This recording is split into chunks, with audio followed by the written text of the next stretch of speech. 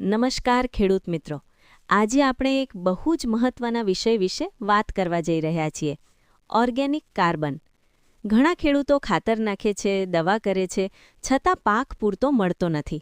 એનું મુખ્ય કારણ છે જમીનમાં ઓર્ગેનિક કાર્બન ઓછું હોવું. તો ચાલો જાણીએ. પહેલું, ઓર્ગેનિક કાર્બન એટલે શું? બીજું, એના ફાયદા. અને ત્રીજું, સૌથી મહત્વનું, ઓર્ગેનિક કાર્બન કેવી રીતે વધારવું? ઓર્ગેનિક કાર્બન એટલે શું? મિત્રો, જમીનમાં રહેલા સજીવ પદાર્થને ઓર્ગેનિક કાર્બન કહે છે, જેમ કે છાણ, ખાતર, પાકના અવશેષ, પાંદડા, લીલો ખાતર, સૂક્ષ્મજીવો. આ બધું જ જમીનમાં સડીને જે પદાર્થ બને એ જ ઓર્ગેનિક કાર્બન છે. સરળ ભાષામાં કહીએ તો જમીનનું જીવંતપણું એટલે ઓર્ગેનિક કાર્બન. જમીનમાં ઓર્ગેનિક કાર્બન કેટલું હોવું જોઈએ? સારી જમીન માટે ઓછામાં ઓછું 0.75% થી 1% ઓર્ગેનિક કાર્બન હોવું જરૂરી છે.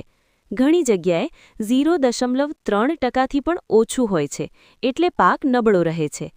ઓર્ગેનિક કાર્બનના ફાયદા. પહેલું, જમીન નરમ અને ભૂરભૂરી બને. જમીન કઠણ થતી નથી, મૂળ ફેલાય છે.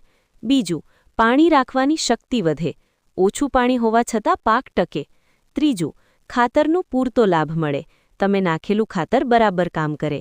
ચોથું, સૂક્ષ્મજીવો વધે. જમીનમાં સારા જીવાણુ વધે છે. પાંચમું, પાકની ઉપજ વધે. ઉત્પાદન પણ વધે અને ગુણવત્તા પણ સારી થાય.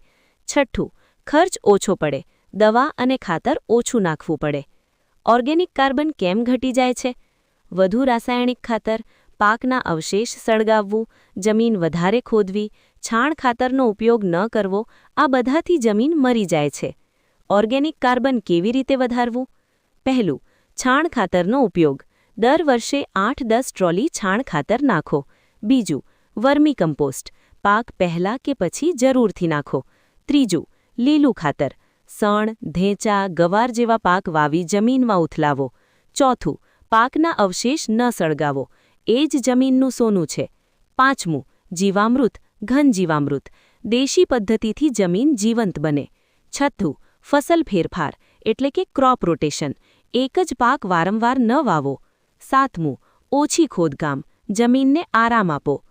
ઓર્ગેનિક કાર્બન વધારવાથી કેટલા સમયમાં ફાયદો? મિત્રો, 1 વર્ષમાં થોડો ફેર. 2-3 વર્ષમાં જમીન સંપૂર્ણ બદલાય. ધીરજ રાખશો, પરિણામ ચોક્કસ મળશે. અંત. ખેડૂત મિત્રો, જો તમારે લાંબા સમય સુધી સારી ખેતી કરવી હોય તો ઓર્ગેનિક કાર્બન વધારવું ખૂબ જ જરૂરી છે. યાદ રાખજો, જમીન જીવંત હશે તો પાક આપમેળે સારું આવશે. વિડિયો ગમ્યો હોય તો લાઇક કરો, ચેનલને સબસ્ક્રાઇબ કરો અને આ માહિતી દરેક ખેડૂત મિત્ર સુધી પહોંચાડો. જય જવાન, જય કિસાન.